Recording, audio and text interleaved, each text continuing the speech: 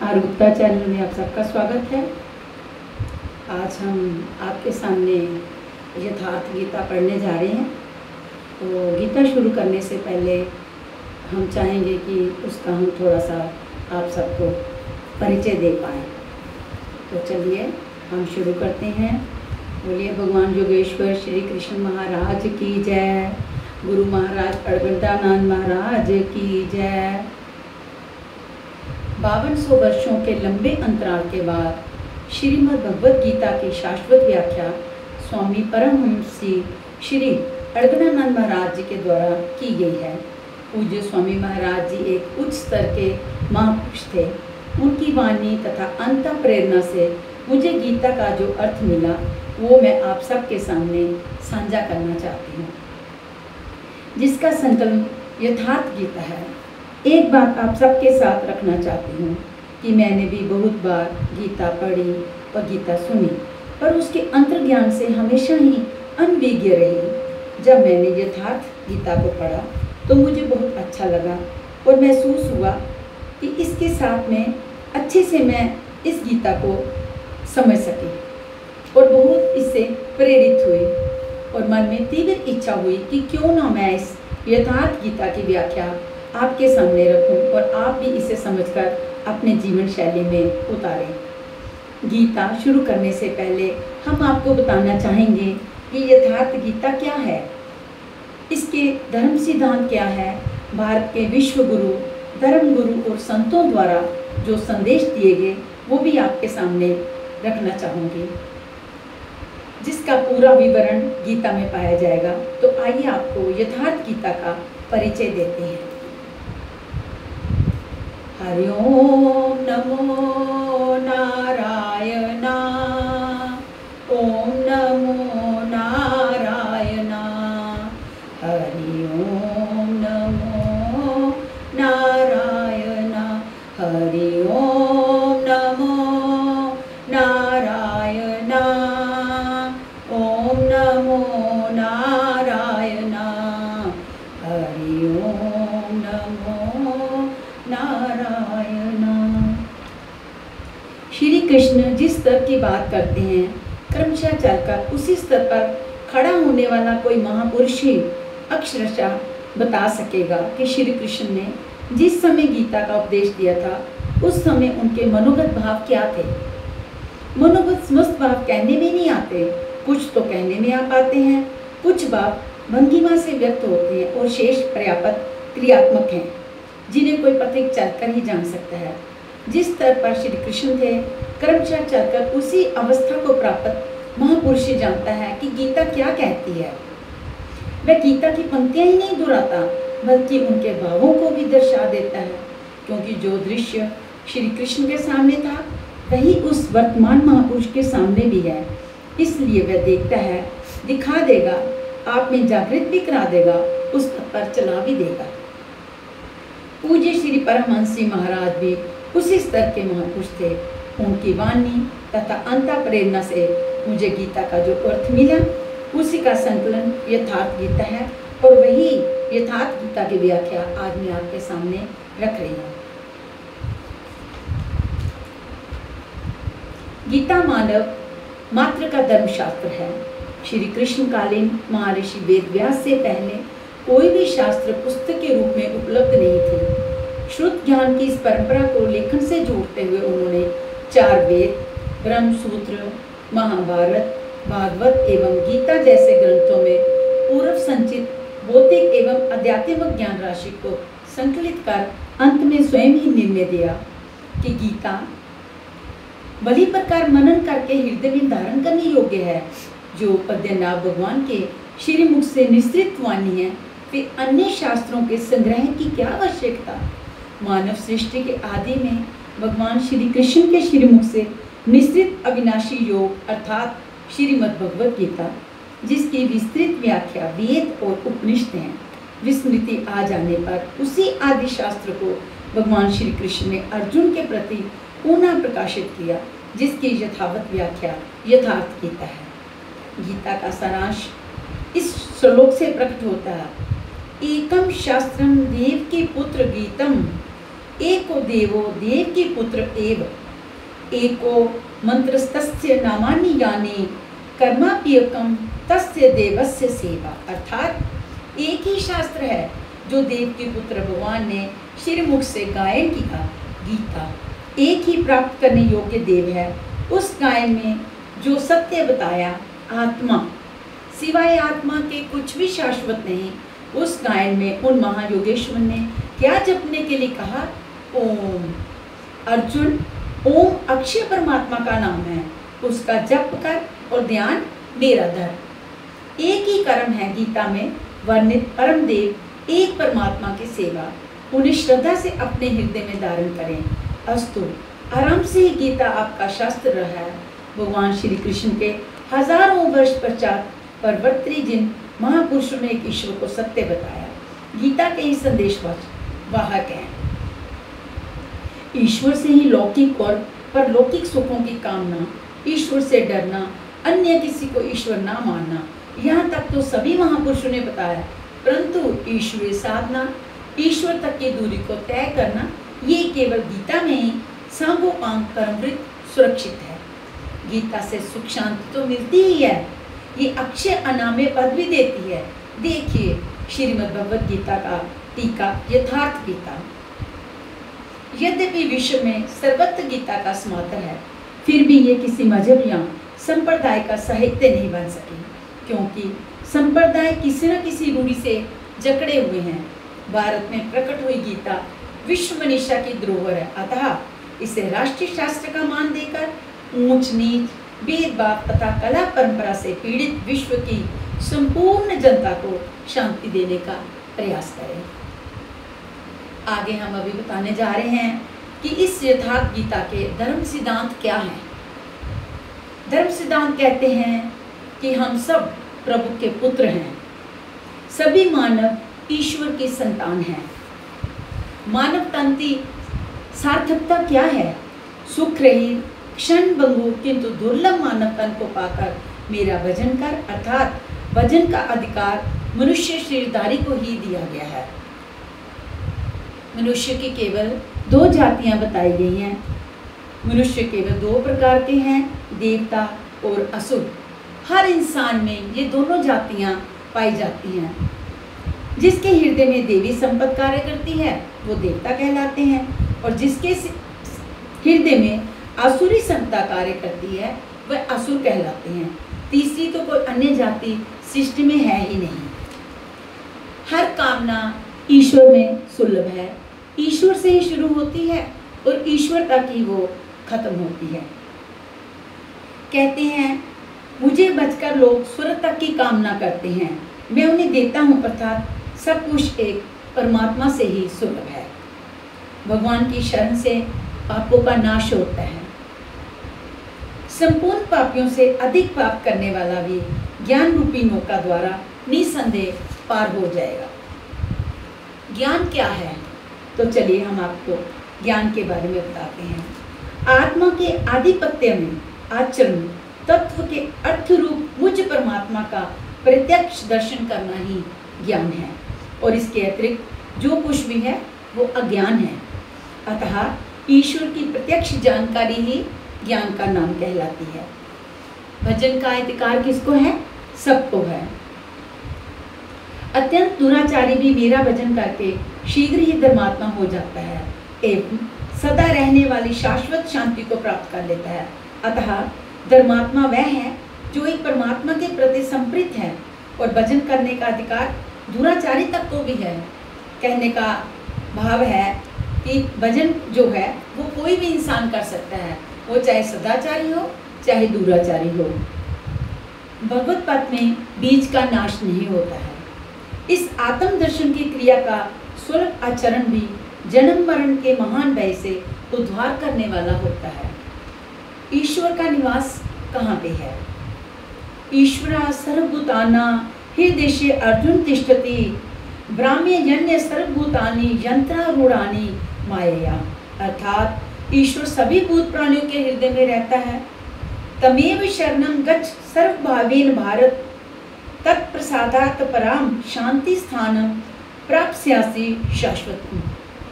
संपूर्ण भाव से उस एक परमात्मा की शरण में जाओ जिसकी कृपा से तुम परम शांति शाश्वत परम धाम को प्राप्त होगा। यज्ञ क्या है? संपूर्ण इंद्रियों के व्यापार को, मन की चेष्टाओं को ज्ञान से प्रकाशित हुई आत्मा में संयम रूपी योग अग्नि में हवन करने को यज्ञ कहते हैं। बहुत से योगी श्वास को प्रश्वास में हवन करते हैं और बहुत से प्रश्वास में श्वास को। इससे उन्नत अवस्था होने पर अन्य श्वास प्रश्वास की गति रोककर प्राणायाम प्राणायाम हो जाते हैं। इस प्रकार योग साधना की विधि विशेष का नाम ही यज्ञ कहलाता है। उस यज्ञ को कार्य रूप देना कर्म कहलाता है। कर्म क्या है?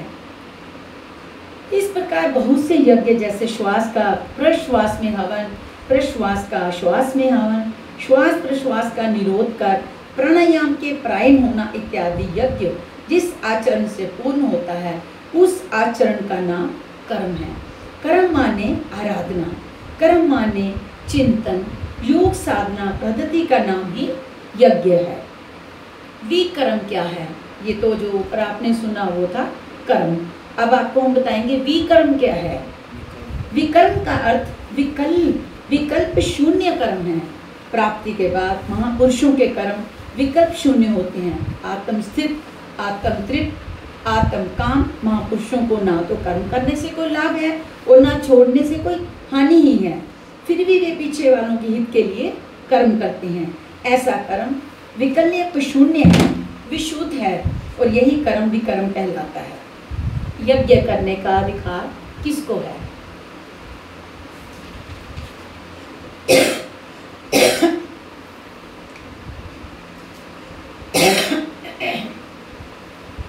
यज्ञ ना करने वाले को दोबारा मनुष्य शरीर भी नहीं मिलता। अर्थात यज्ञ करने का अधिकार उन सबको है जिन्हें मनुष्य शरीर मिला है। ईश्वर देखा जा सकता है।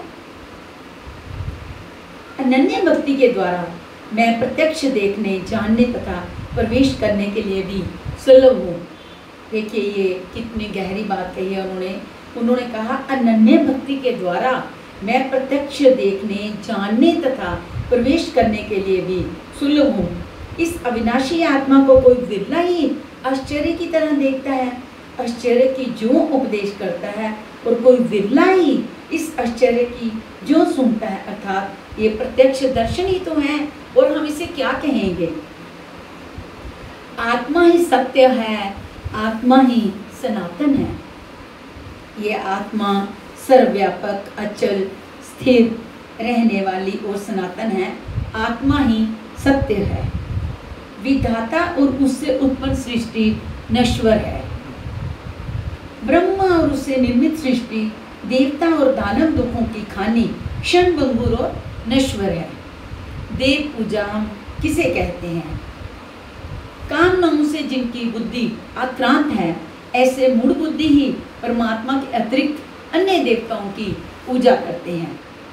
देवताओं को पूजने वाला मेरी ही पूजा करता है, किंतु वह पूजन अविधि पूर्वक है, इसलिए वो नष्ट हो जाता है। एक बार फिर से ये लाइन बोलेंगे, ध्यान से सुनिएगा। कहते हैं देवताओं को पूजने वाला मेरी ही पूजा करता है, किंतु वह पूजन अविधि पूर्वक है, इसलिए वो जो पूजा करते हैं वो नष्ट हो जाती है। शास्त्र विधि का त्याग। अर्जुन शास्त्र विधि को त्याग कर भजने वाली सात्विक की श्रद्धा वाले देवताओं को, राजस पुरुष यक्ष राक्षसों को और तामम पुरुष भूत प्रेतों को पूजते हैं, किंतु वे शरीर रूप से स्थित भूत समुदाय और अंतर्यामी रूप में स्थित मुझ परमात्मा को कृष्ण करने वाले हैं। उनको तो असुर जान, अर्थात देवताओं को पूजने वाले भी आसुरी वृत्ति के अंतर्गत हैं। अधम क्या है? जो यज्ञ की नियत विधि छोड़ कल्पित विधियों से यजन करते हैं, वे ही क्रूर कर्मी, पापाचारी तथा मनुष्यों में अधम है, अन्य कोई अधम नहीं है। नियत विधि क्या है? ओम जो अक्षय ब्रह्मा का परिचायक है, उसका जप तथा मुझ एक परमात्मा का स्मरण तत्वदर्शी महापुरुष के संरक्षण में ध्यान करना ही नियति विधि है। शास्त्र इस प्रकार ये अति गोपनीय शास्त्र मेरे द्वारा कहा गया, इसे तत्व से जानकर मनुष्य पूर्ण ज्ञाता तथा कृतार्थ हो जाता है। अतः योगेश्वर श्री कृष्ण जी की ये वाणी स्वयं में पूर्ण शास्त्र है। कर्तव्य और अकर्तव्य के निर्धारण में शास्त्र ही प्रमाण है। अतः गीता में निर्धारित विधि से आचरण करें। धर्म क्या है?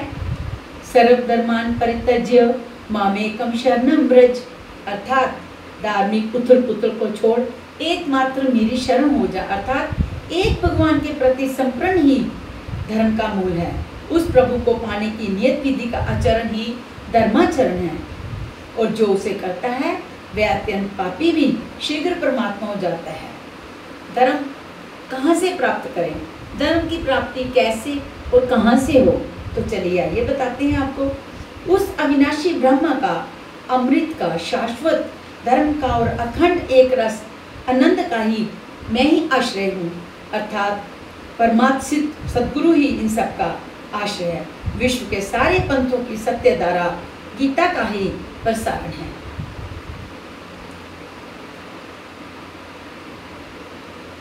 प्राचीन काल से लेकर अद्यतन मनुष्यों द्वारा दिए गए तैथिक अनुसार संदेश हमारे विश्व गुरु भारत के संतों, महंतों और बड़े बड़े गुरुओं ने जो संदेश दिए हैं वो हम आगे आपको बताने जा रहे हैं। सृष्टि का आदि शास्त्र क्या है? भगवान श्री कृष्ण ने कहा, इस अविनाशी योग को मैंने आरंभ से सूर्य से कहा। ध्यान से सुनिएगा। सबसे पहले भगवान श्री कृष्ण ने इस अविनाशी योग के बारे में किससे कहा? सूर्य से। सूर्य ने इसे स्वयंभू आदि मनु से कहा, अर्थात गीता ही आदि धर्म शास्त्र है, जिसके अनुसार एक परमात्मा ही सत्य है, परम तत्व है, वह कण कण में व्यापक है। योग साधना के द्वारा वह परमात्मा दर्शन, स्पर्श और प्रवेश के लिए सुलभ है। भगवान द्वारा उपदिष्ट वह आदि ज्ञान वैदिक ऋषियों से लेकर अद्यावधि अक्षुण्ण रूप से प्रवाहित है। वैदिक ऋषि क्या संदेश देते हैं? वो कहते हैं कण कण में व्यापक ब्रह्मा ही सत्य है, उसे विदित करने के अतिरिक्त मुक्ति का कोई अन्य उपाय नहीं है। भगवान श्री राम जी ने रामायण में क्या कहा? एक परमात्मा के भजन के बिना जो कल्याण चाहता है वह मूढ़ है, वो मूर्ख है, अज्ञानी है। योगेश्वर श्री कृष्ण जी ने क्या कहा? परमात्मा ही सत्य है, चिंतन की पूर्ति में उस सनातन ब्रह्म की प्राप्ति संभव है। देवी देवताओं की पूजा मूढ़ बुद्धि की देन है। भगवान महावीर जी क्या कहते हैं? आत्मा ही सत्य है, कठोर तपस्या से इसी जन्म में जाना जा सकता है। गौतम बुद्ध ने यह संदेश दिया कि मैंने उस अविनाशी पद को प्राप्त किया है जिसे पूर्व महर्षियों ने प्राप्त किया, यही मोक्ष है। मसीह ईसा कहते हैं ईश्वर प्रार्थना से प्राप्त होता है। मेरे अर्थात सदगुरु के पास आओ, इसलिए कि ईश्वर के पुत्र कहलाओगे। ईश्वर के पुत्र कहलाने के लिए आपको सदगुरु के पास जाना जरूरी समझाया गया है मसीह ईसा के द्वारा।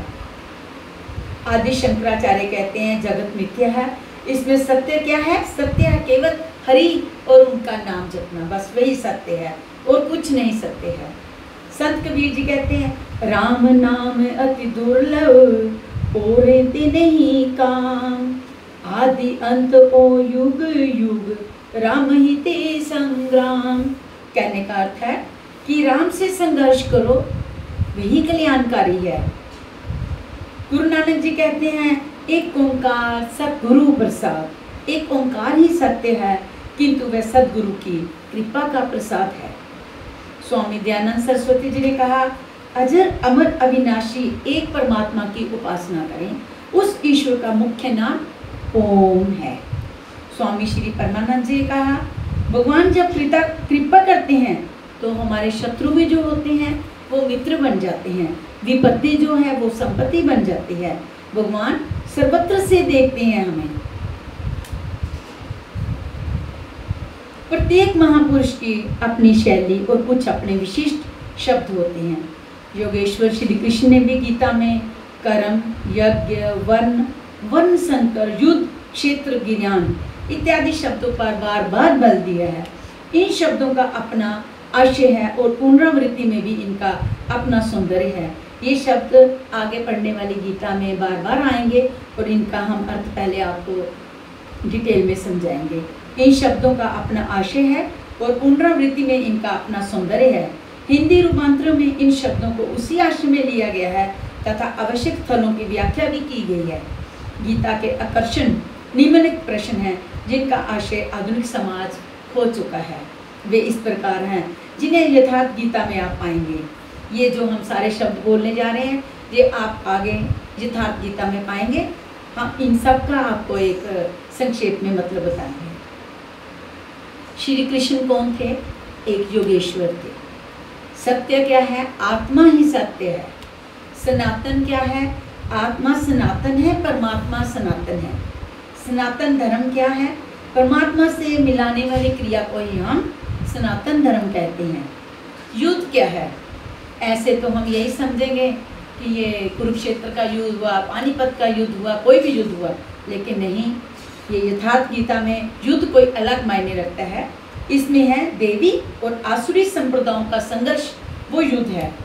ये अंतःकरण की दो प्रवृत्तियां हैं, इन दोनों का मिटना परिणाम है।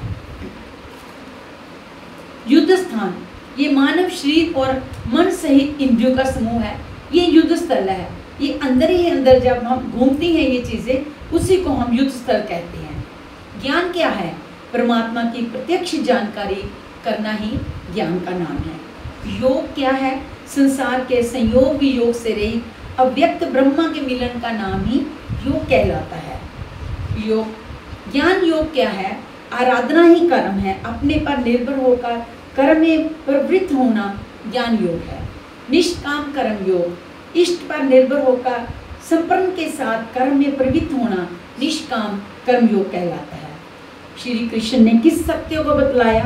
तो चलिए हम आपको बताते हैं। श्री कृष्ण ने उसी सत्य को बताया जिसको तत्वदर्शियों ने पहले देख लिया था और आगे भी देखेंगे। यज्ञ साधना की विधि विशेष का नाम ही यज्ञ है। कर्म यज्ञ को कार्य रूप देना ही कर्म कहलाता है। वर्ण आराधना की एक ही विधि जिसका नाम कर्म है, जिसको 4 श्रेणियों में बांटा है, वही 4 वर्ण है। ये एक ही साधक का ऊंचा नीचा स्तर है, ना कि ये जाति दर्शाते हैं। वर्ण संकर परमात्मा पद से च्युत होना, साधन में ब्रह्म उत्पन्न हो जाना वर्ण संकर है।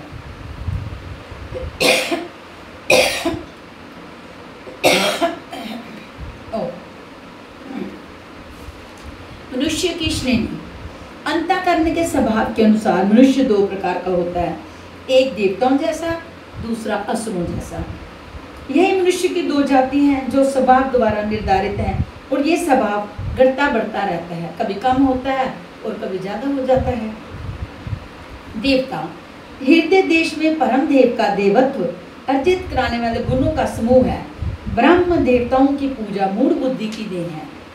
अवतार व्यक्ति के हृदय में होता है, बाहर नहीं। विराट दर्शन योगी के हृदय में ईश्वर के द्वारा दी गई अनुभूति है। भगवान साधक में दृष्टि बनकर खड़े हों तभी दिखाई पड़ती है। पूजनीय देव इष्ट क्या है? एकमात्र प्रापर ब्रह्मा ही पूजनीय देव है। उसे खोजने का स्थान हृदय देश है। उसकी प्राप्ति का स्त्रोत्र उसी अव्यक्त स्वरूप में स्थित प्राप्ति वाले महापुरुष के द्वारा ही हो सकता है, अन्यथा कहीं नहीं मिल सकती ये चीज।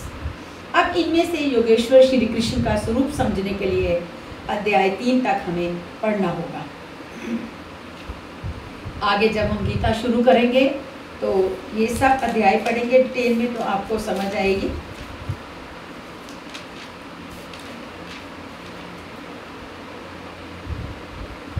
हरि ओम नमो नारायणा, ओम नमो नारायणा, हरि ओम नमो नारायणा, ओम नमो नारायणा, ओम नमो नारायणा, हरि ओम नमो नारायणा। चलिए, ओम नमो भगवते वासुदेवाय। कल हम गीता का पहला अध्याय शुरू करेंगे।